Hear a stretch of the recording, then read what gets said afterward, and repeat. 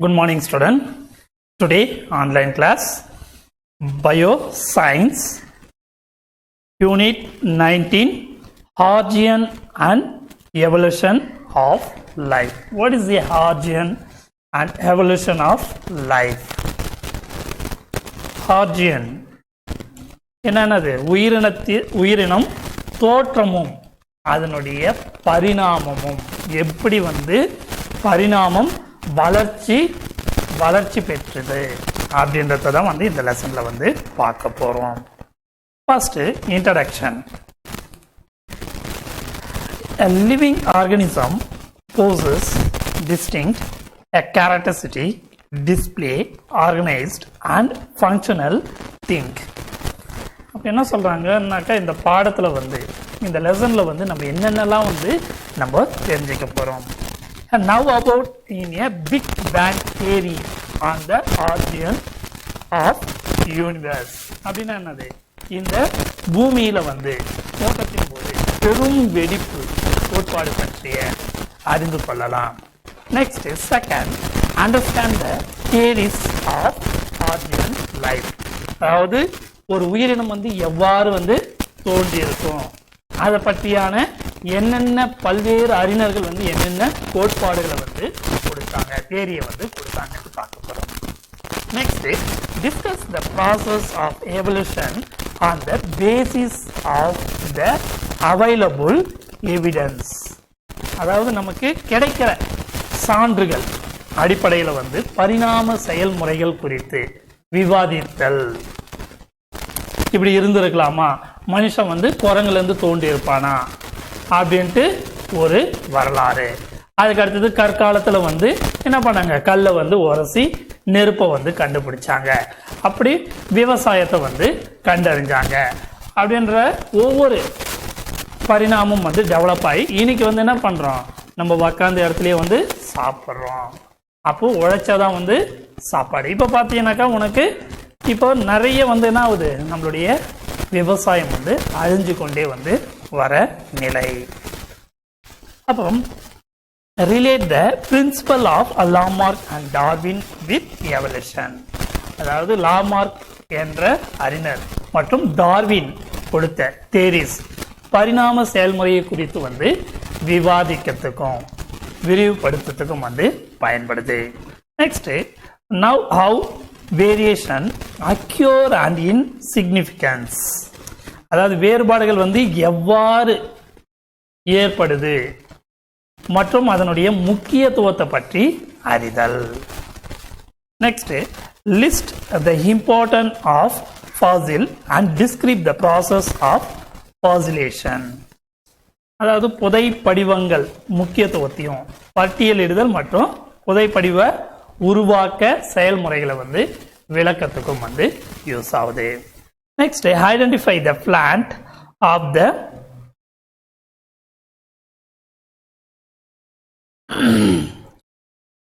Ethno botanical importance.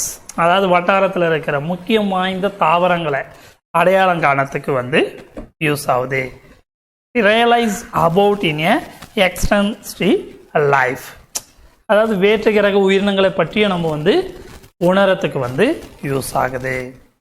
அப்போ இப்படி நம்ம உயிரினங்களினுடைய தனித்துவ பண்புகளை பெற்றிருப்பதோடு அதனுடைய அமைப்பு எப்படி இருக்குது மற்றும் அது எப்படி செயல்படுது, அதுக்கடுத்தது தங்களுக்குள்ளேயே இருக்கிற அந்த உயிரினங்களுக்கிடையே உள்ள ஒற்றுமை என்ன, ஒற்றுமை எவ்வாறு வெளிக்காட்டுது, அதனுடைய பன்முகத்தன்மை என்ன, எப்படி இருக்கு, தோற்றம் மற்றும் பரிணாம செயல்முறைகளுக்கு உட்பட்டு இயற்கையோட சமநிலையில தொடர்பையும் பராமரிக்குது.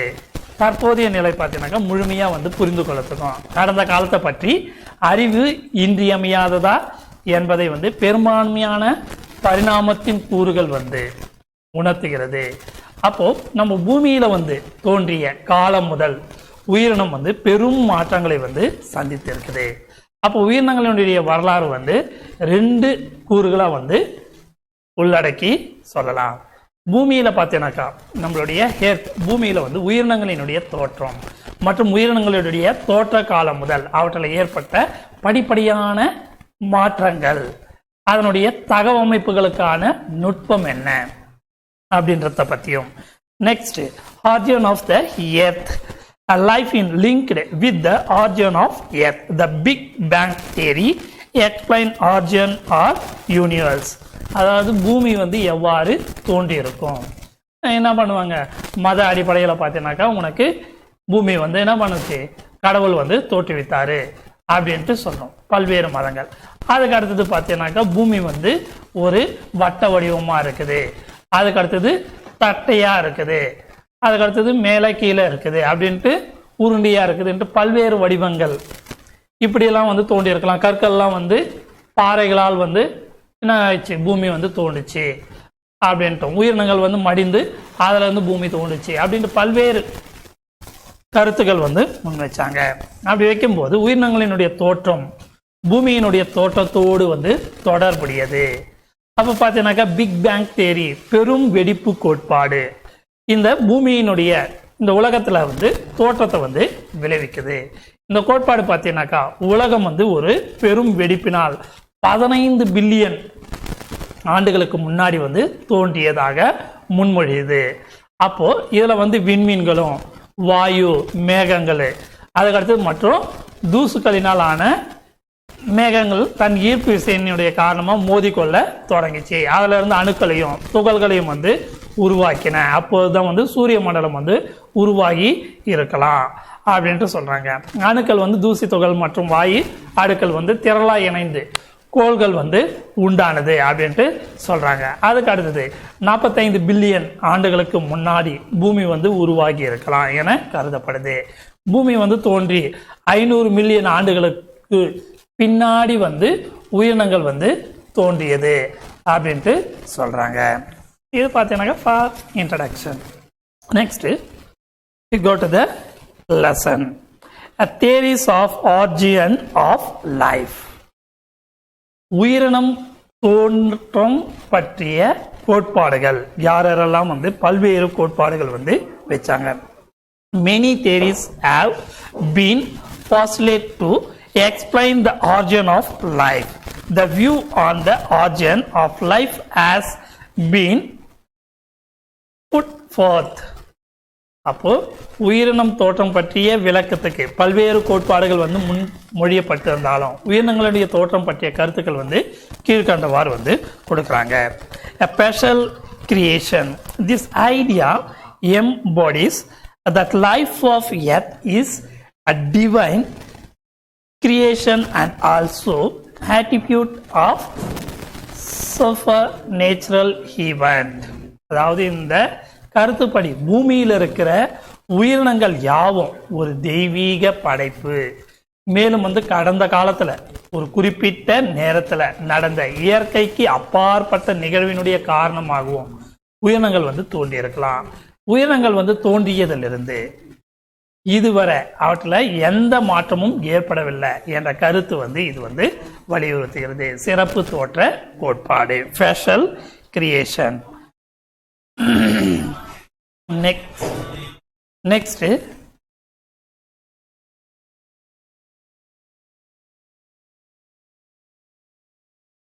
a spontaneous generation, a biogenesis. அதாவது சுய படைப்பு கோட்பாடு. சுய படைப்பு கோட்பாடு உயிரிலி பிறப்பு அப்படின்ட்டும் சொல்லலாம். According to this theory of life originated spontaneously, the life feels matter. அதாவது உயிரி பிறப்பு கோட்பாடு. நெக்ஸ்ட் பயோஜெனிசிஸ் பிறப்பு கோட்பாடு. லூயிஸ் பாஸ்டர் 1862 அவர்களினுடைய ஊகப்படி முன்பிருந்த உயிரினங்கள் இருந்துதான் வந்து உயிர் தோன்றியது அப்படின்ட்டு சொல்றாங்க. He showed that the free satellite in flask kept closed in a hatching with killed yeast did not. Next, X-acted or cosmic origin. அதாவது வேற்று கிரகம் அல்லாத காஸ்மிக் வந்து தோற்றம் என்று சொல்றோம். அதாவது பூமிக்கு அப்பால விண்வெளியிலிருந்து உயிர் வந்து தோன்றியது இன்னும் சில அறிவியலாளர்கள் வந்து கருதுறாங்க. இதன்படி பார்த்தீங்கன்னாக்கா உயிரினங்கள் வந்து அழகான ஸ்போர்கள், பான்ஸ், பெர்மியா, புவிக்கு உள்ளிட்ட பல்வேறு கோள்களுக்கு இடமாற்றம் செய்யப்பட்டது. சில வானியல் அறிஞர்கள் வந்து இன்றும் வந்து இந்த கருத்தை வந்து கொண்டுள்ளாங்க. அதுக்கடுத்து உயிரினங்களினுடைய வேதி பரிணாமம். Next, a chemical evolution of life. This idea was developed by F. O'Brien and Ann Len. அதாவது Eldon, O'Brien or Eldon, 1922. They proposed that with the condition prevailing on Earth, life across by in a series of secondly a chemical reaction. வேதி வினைகள் மூலமா வந்து தோண்டி இருக்கலாம் அப்படின்ட்டு சொல்றாங்க. Next, evidence of evolution. Evolution can be better understood only by observing the interrelationship between the existing organism and also in a relating the similarity with the extant organism. அதாவது தற்போது வாழற உயிரினங்களுக்கிடையே தொடர்புகளை வந்து கூர்ந்து கவனிக்கத்தின் மூலமாகவும் அழிந்துவிட்ட உயிரினங்களுக்கிடையே வந்து ஒற்றுமையை வந்து தொடர்படுத்துவதன் மூலமாகவும் இந்த எவல்யூஷன் பரிணாமத்தை பற்றிய நன்றாக வந்து புரிந்து கொள்ளத்துக்கு வந்து சான்றுகள் வந்து முக்கியமா வந்து இருக்குது. Next, evidence for morphology and anatomy. Morphology and anatomy. The comparative study of morphology and anatomy of animal revolve that they possess common set of in characteristic. அதாவது புற தோற்றவியல் மற்றும் உடற்கூறியல் சான்றுகள் என்ன? மார்பாலஜினாலே என்னது? புறத்தோற்ற. anatomy மீன்ஸ் உடற்கூறியல் அப்படின்ட்டு சொல்லலாம். ஹோமோலோகஸ் ஆர்கன், அதாவது homologous அமைப்பு, ஒரே மாதிரியான அமைப்பொத்த உறுப்புகள், organs.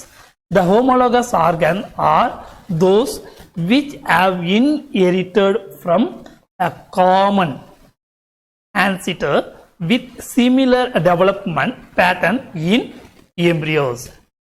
They four-limb or mammals are homologous structure.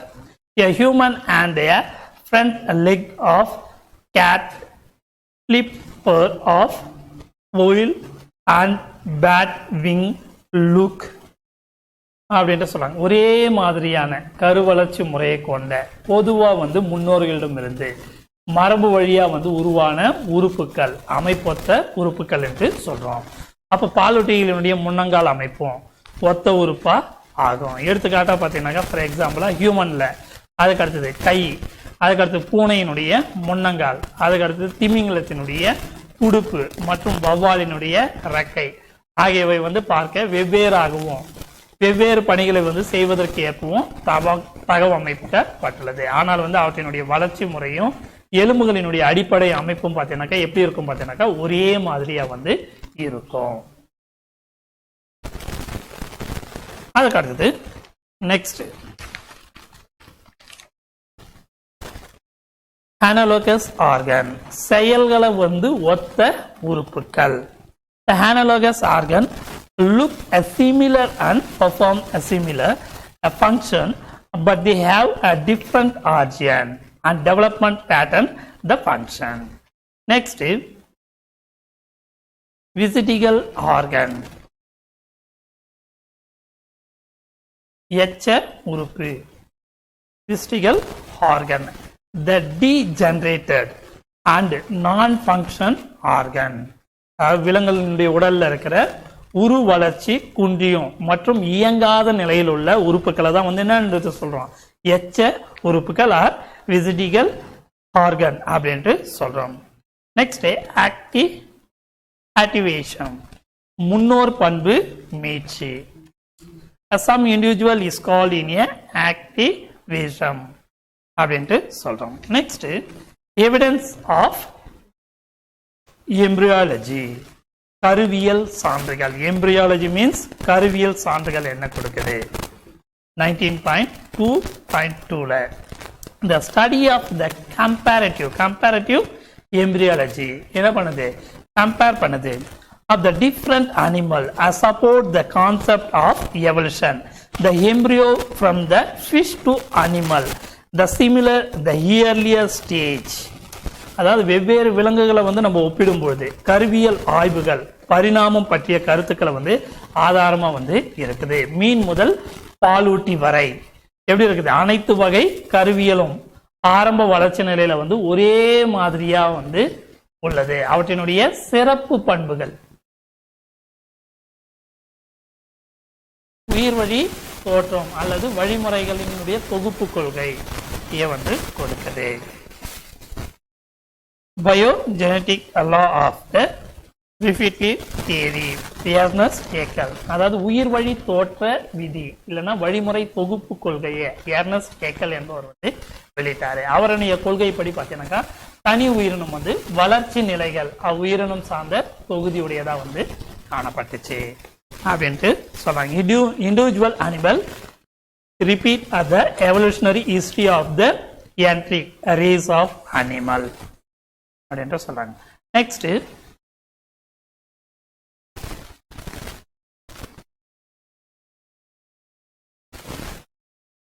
Thank you student. Next கிளாஸ்ல வந்து எவிடன்ஸ் ஃப்ரம் பாலட்டோலஜி பத்தி நெக்ஸ்ட் கிளாஸ்ல வந்து பார்ப்போம்.